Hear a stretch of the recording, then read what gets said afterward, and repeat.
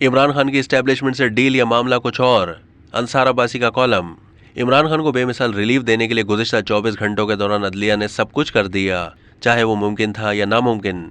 लेकिन इस पूरे अमल के नतीजे में पाक फौज के जख्मों पर नमक छिड़क कर उसे शदीद नुकसान पहुंचाया गया, जो पहले ही मुश्किल सूरत हाल का सामना कर रही है।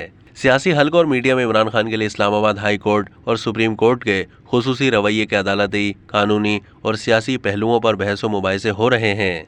तहम इस मामले पर कोई बात नहीं हो रही कि जो लोग अपनी जान दांव पर लगाकर दहशतगर्दों के खिलाफ लड़ते हैं और जो मुल्क की सरहदों की हिफाजत करते हैं, मौजूदा हालात पर उनके दिल पर क्या बीत रही होगी। बात यह नहीं कि इमरान खान को क्यों और कैसे रिहा किया गया या मुस्तकबिल की गिरफ्तारियों से मुकम्मल तहफ़्फ़ुज़ फराहम किया गया।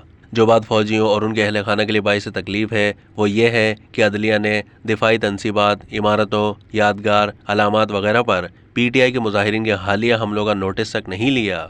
इमरान खान की सरजनिश तक नहीं की गई। उसके बजाय जजों ने यह तासुर दिया कि उन्हें इमरान खान की अपनी अदालत में आमद पर मुसरत हुई। जजों ने इमरान खान से बस ये दरख्वास्त की कि ज़रा अफसोस का इजहार कर दें, लेकिन उन्होंने नहीं किया। बाद में सहाफ़ियों से बातचीत के दौरान भी इमरान खान ने मजम्मत नहीं की। उन्होंने अफसोस या पछतावे का इजहार भी नहीं किया कि उनकी पार्टी ने पाकिस्तान और पाक फौज के साथ क्या कुछ किया है। उसके बजाय उन्होंने खबरदार किया कि अगर उन्हें दोबारा पकड़ लिया गया तो दोबारा रद्द अमल आएगा। तवक्को थी कि फौजी इमारतों, अलामतों, यादगार मुजस्मों वगैरह पर पार्टी के हामियों की जानिब से किए गए हमलों के बाद इमरान खान कौम और हर फौजी से माफ़ी मांगेंगे और अपने पार्टी के उन कारकुनों को और रहनुमाओं की सख्त मजम्मत करेंगे जिन्होंने बिलवास्ता या बिला वास्ता तकरीब कारी के इन वाक़यात में हिस्सा डाला। लेकिन इमरान खान ने ऐसा नहीं किया।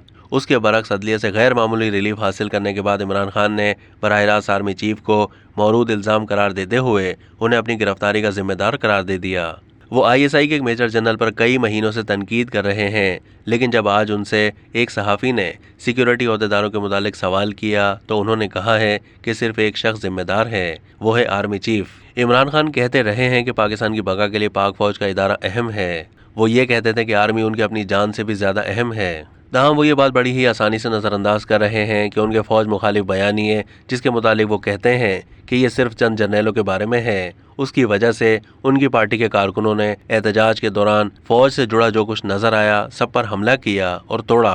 ये हर तरह से पाक फ़ौज पर हमला था।